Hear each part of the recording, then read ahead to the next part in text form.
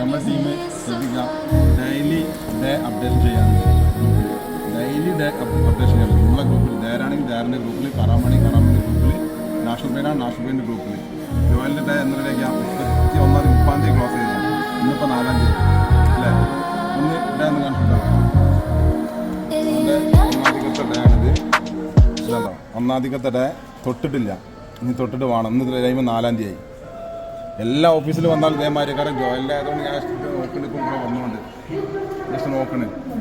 അപ്പം എല്ലാവരോടും പറയാനുള്ളത് ഡെയിലി ഡേ അതിൽ എത്രാമത്തെ ഇതിൽ എഴുതിയിട്ടുണ്ട്, daily updation number, daily updation off day statement. Day statement daily എന്താണ് നിങ്ങളെ ഗ്രൂപ്പിൽ ഇടണം. CC ഡെയിലി ഇടണം, CC ഇടണം, കളക്ഷൻ്റെ ഓഫീസ് കളക്ഷൻ്റെ ഇടണം. ഡേ അപ്ഡേറ്റ് ചെയ്തിട്ട് രാത്രി അപ്ഡേറ്റ് ചെയ്തിട്ട് പോയാൽ മതി.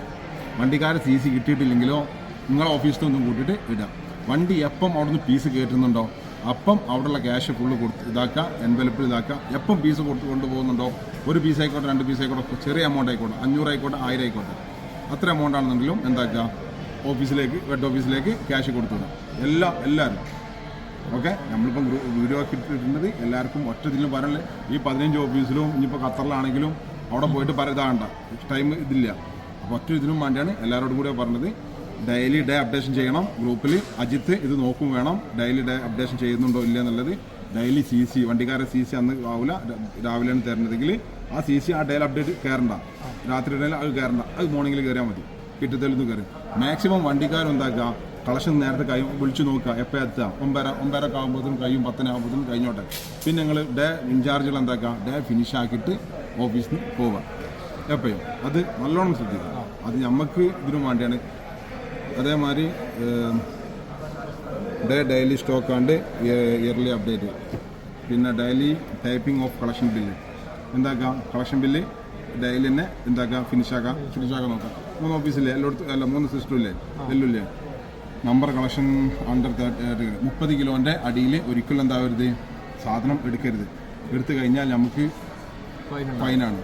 50,000 രൂപ ഫൈനാണ് കമ്പനിക്ക്. ആരാണ് എടുത്തത് അവരും കൊണ്ടുപോകും. പിന്നെ അവരെ ഇറക്കാനും വേണ്ടി നമ്മൾ നടക്കേണ്ടി വരും.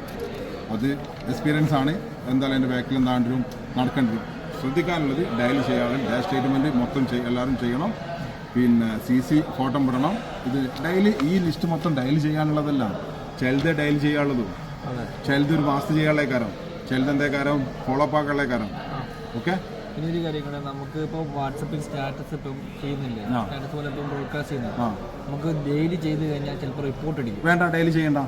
ആഴ്ച 2 പ്രാവശ്യം ചെയ്താൽ മതി. 2 പ്രാവശ്യം ആഴ്ച ചെയ്താൽ മതി. ജോലി ചോദിച്ചാൽ നല്ല ജോലി. അത് എന്താക്കണ്ട നിങ്ങൾ. പിന്നെ ഡെയിലി ചെയ്തിട്ട് ബ്രോഡ്കാസ്റ്റ് ഇതാക്കണ്ട.